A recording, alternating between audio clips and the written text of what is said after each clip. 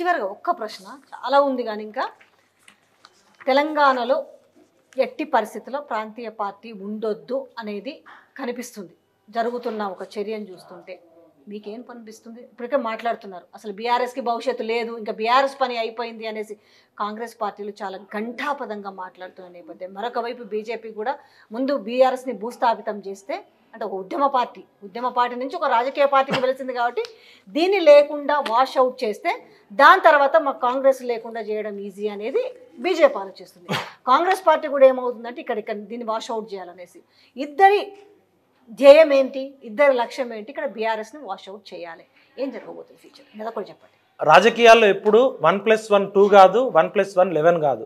పొట్టోడిని పొడుగోడు కొడితే పొడుగోడిని పోషమ్మ కొట్టినట్టు ఈ మధ్య మనం చూస్తున్నాం దొంగతనం చేయడానికి పోతే ఆ దొంగ బిల్డింగ్ నుంచి దూకి చచ్చిపోవడం లేకపోతే దొంగతనం చేయడానికి పోతే మహిళలు చెప్పు దెబ్బలు తినడం చూస్తున్నాం కదా ఇవాళ ఒక పార్టీని లేకుండా చేయాలని ఇంకో పార్టీ అనుకోవడమే అది రాజ్యాంగానికి విరుద్ధము నేచర్కి విరుద్ధం ఇప్పుడు నువ్వు బతుకు నేను బతుకుతా నీ బతుకు నీది నా బతుకు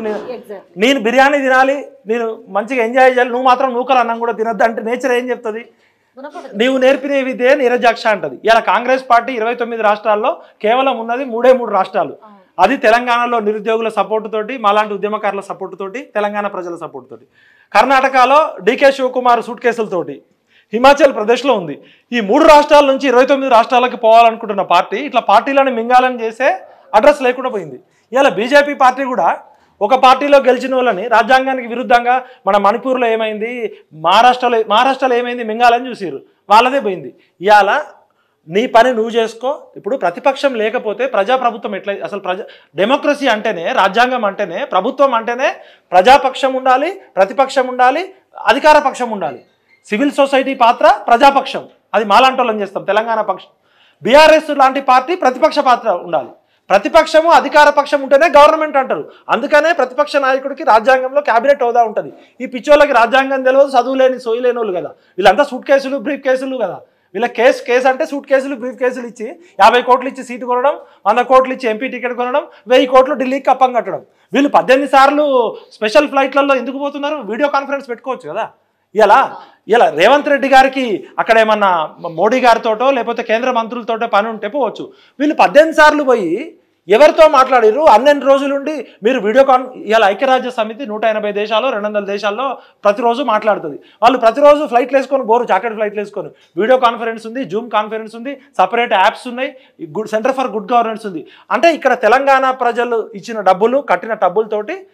అసలే కాంగ్రెస్ పార్టీ అంటేనే గతంలో పేరుంది సూట్ కేసులు అని చెప్పి మళ్ళీ కప్పం కట్టడానికి పోతున్నారా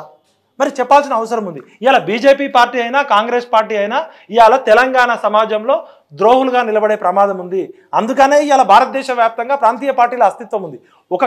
కేసీఆర్ తప్పు చేస్తే కేసీఆర్ పార్టీ ఏమైనా తప్పు చేస్తే వాళ్ళు సరి చేసుకుంటారు మళ్ళీ తిరిగి వస్తారు రాకపోతే ఇంకో పార్టీ వస్తుంది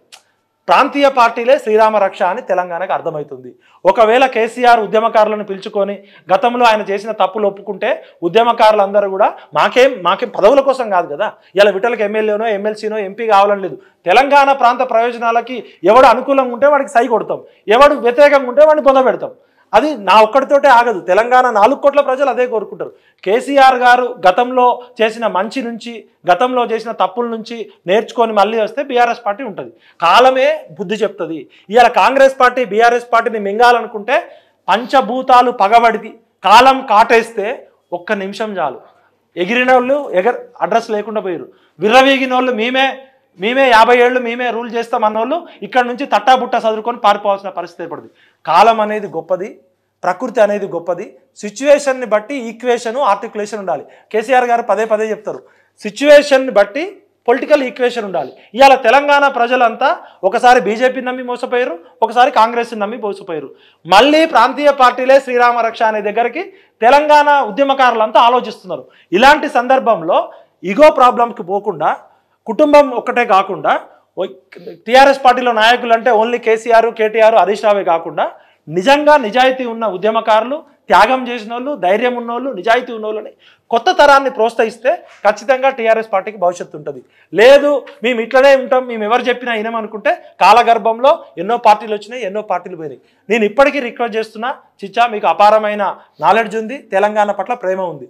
డిఎంకే ఏఐడిఎంకే లాగా తెలంగాణ ఇంట్రెస్ట్ ఉన్న రాజకీయ శక్తులే ఇక్కడ బతకాలి. ఈ జాతీయ పార్టీలకి తెలంగాణ సోయి లేదు. ఢిల్లీలో కూర్చున్న వాళ్ళకి అసలు ఇక్కడ ఏం జరుగుతుందో కూడా తెలియదు. వాళ్ళంతా సూట్ కేసులకి డబ్బులకి అమ్ముడుపోయే బ్రోకర్లు, బానిసలు, చెంచాలు అనేది మాకు మరొకసారి అర్థమైంది. కాబట్టి తెలంగాణకి ఎట్టి పరిస్థితుల్లో కూడా జాతీయ పార్టీలు న్యాయం చేయవు. తెలంగాణకి ప్రాంతీయ పార్టీలే అవసరము, తెలంగాణకి ఉద్యమకారులే అవసరము. తెలంగాణని కాపాడేది రాజకీయ నాయకులు కాదు, మీలాంటి మాలాంటి జర్నలిస్టులు, అడ్వకేట్లు, విద్యార్థులు, నిరుద్యోగులు. కాబట్టి మేము తెలంగాణ రక్షణ సేన రాజకీయాల అతీతంగా పెడతాం. తెలంగాణ ప్రాంత ప్రయోజనాలకు విరుద్ధంగా ఎవరు కుట్రలు చేసినా కూడా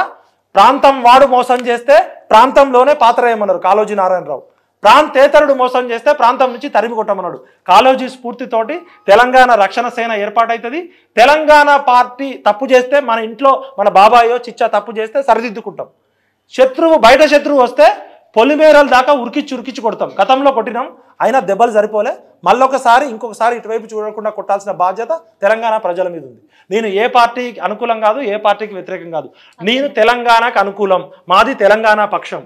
రేవంత్ అన్న మంచి చేస్తే రేవంత్ అన్న ఉంటాడు, లేకపోతే ఆయన మూసిరెడ్డి అవుతాడా, గజనీ రెడ్డి అవుతాడా, మరి అది మీరే తెలుసుకోవాలి. థ్యాంక్ యూ సో మచ్ అండి. అంటే చాలా విషయాలు, ఎందుకంటే ఈరోజు ఇలాంటి వాళ్ళ మాటలు తెలంగాణకు అవసరం ఉంది. అంటే తెలంగాణలో మళ్ళీ పరిస్థితులు జారుతున్నాయి, జారనివ్వమనుకోండి, కానీ ఆ పరిస్థితి మళ్ళీ తెచ్చుకునే పరిస్థితి. 10 ఏళ్ల ముందు ఏం జరిగింది, మళ్ళీ 10 ఏళ్ల తర్వాత మళ్ళీ మధ్యలో కాస్త